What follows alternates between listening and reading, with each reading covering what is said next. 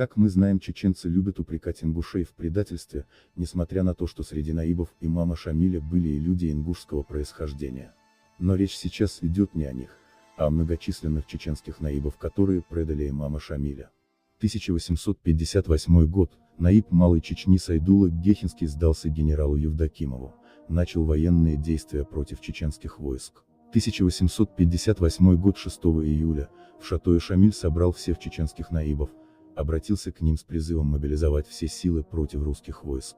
1858 год 16 июля, Шамиль вторично созвал всех чеченских наибов и улемов Ушали, просил не оставлять его. 1858 год август, старшина Чинтийского общества Дуга поднял восстание против Шамиля, обратился к генералу Евдокимову с просьбой поддержать его группу против имама.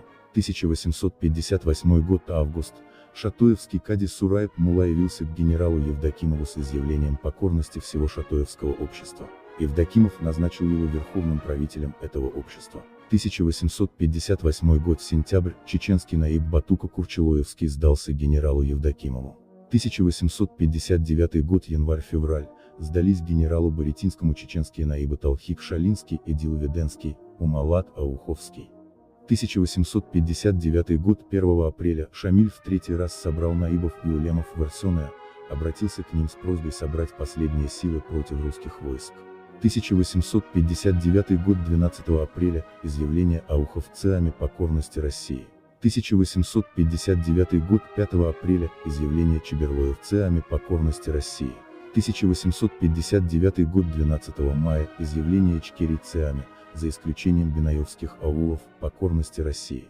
1859 год 4 июля, чеченская депутация почетных лиц, среди которых были знаменитые наибы Талхик, Эски, Эдил Дуба, Умалат, явилась в Грозный, поздравила князя Борятинского по поводу взятия Ведено.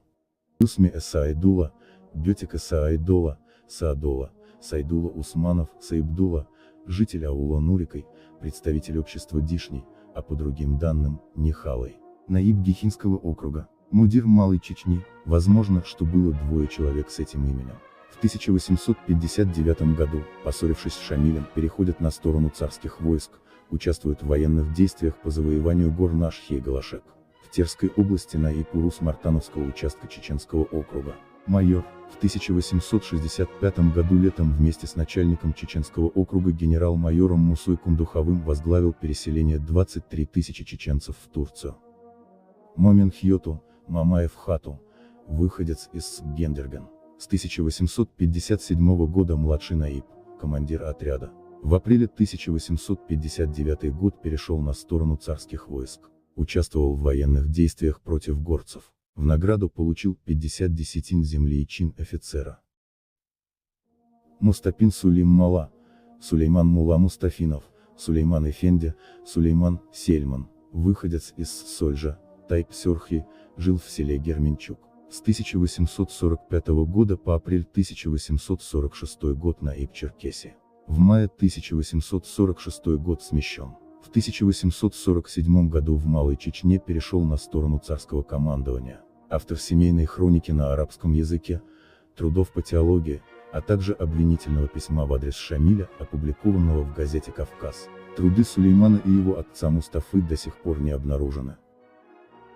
Сапаран Юусуп Хьяжа, Юсуф Хаджи Сафаров, Гаджи Юсуф, выходец из села Бухаян-Юрт, Новые Ауды, полковник турецкой армии, с 1841 года советник Шамиля, инициатор государственных, правовых, религиозных, военных реформ, строитель военно-инженерных сооружений имамата, сменил умершего Ахверда Магому на должности мудира Малой Чечни. Осенью 1843 год наиб восточной части Малой Чечни. С 1844 года главный советник Шамиля. В 1853 году лишен всех званий и имущества и сослан в село Тинда. В июле 1856 год бежал к русским, вскоре умер.